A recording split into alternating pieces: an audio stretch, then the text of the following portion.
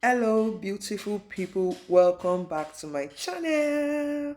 All right, today I'll be making this beautiful Zara cap with double bow. I already made this one with a rose, and I want to show you how I made that cap. For how to make the rose that you are seeing on your screen right now, I put a link in the description for you to know how to make a rose. On the previous video I already did it. Let's do this now. The materials you need are okay: macro, applique, needle, thread, gum, lighter, scissors, and measuring tape. That's what you need for this project. All right, I already have this ashoke at home. It was just two lengths. So out of that ashoke, I made two separate caps with the designs. So for that, you will need that two lengths of ashoke, 27 inches each. For my macro, I used the packaging foam instead because I just wanted to use whatever I have at home. For the bows, I have this length of ashoke that is 45, so I divided into two for my bow. Now let's go into the cap. So for the Zara cap, I have 2.5 inch for the height of my cap, and the length is 18 inches, to give me that Zara shape. So I already cut my foam here. If you are doing this for a customer, you had better use the correct material, which is the macro. But I'm doing this for myself. It's a DIY project, so I can use whatever works and I like. So you are going to fold that macro or foam into the ashoke just the way you are seeing on your screen, and you sew it in like that.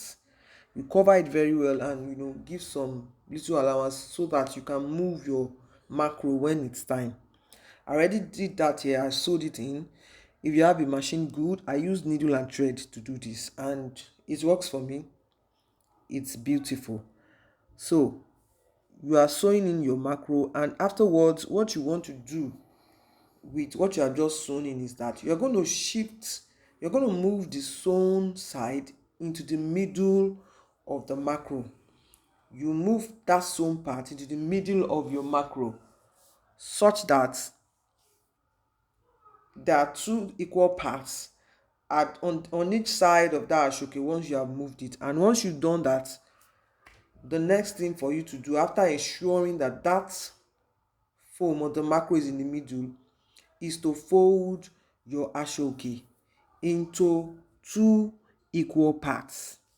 The ashoke and the foam inside it, you want to fold it into two equal parts, and this is where our sewing will start earnestly. Watch and see how I'll do that. All right, I already did that, and I measured my head. I have this actual case excess. It was actually 35 inches and I just needed 27. I measured my head. I noted the measurement for my head and I went ahead. Now I'm using my needle to bring out my cap shape.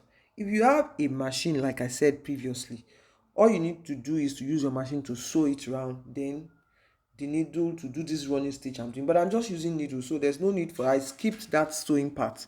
I'm using my needle to do a running stitch through this cap.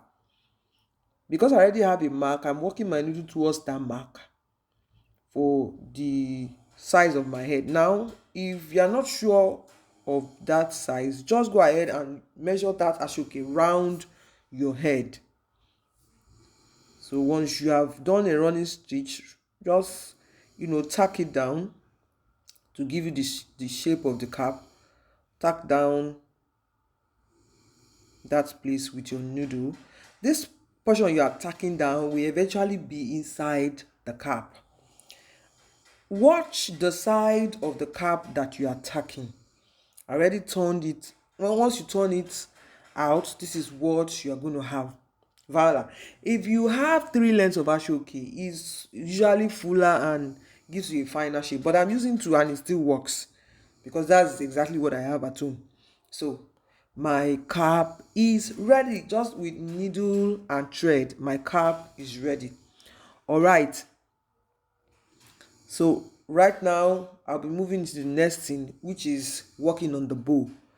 Like I said, I had a length of 45, but what I need there is for two bows, for double bows, I need a 24 and a 19 each. I already made the smaller bow, which is the 19 each. So now I'm working the bigger bow. I folded it into two. I folded my ashoke on top of each other, and now I'm doing a running stitch through that ashoke I folded. That stitch is going through the middle of that bow. So you ensure that your needle is going through the exact center of that bow. So once I do my running stitch through, I'm also going to pull this like I did with the cap. Please like our videos. We'll appreciate that. Subscribe.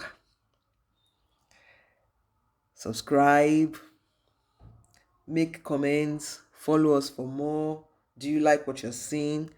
So once I tack down the bigger bow, I'm going to attach the smaller bow to it, to give you the double bow. And once you've done that, voila, you're done.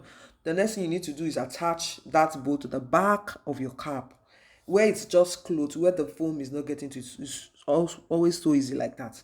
Just attach the bow and cover that with your applique, because you don't want your thread to be showing. You can use gum to attach your applique to the cap.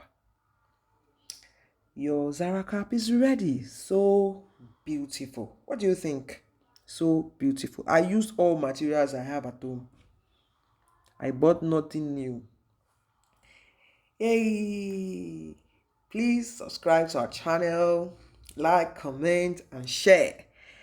Myself and my baby girl, we are ready for a party with our Zara cap.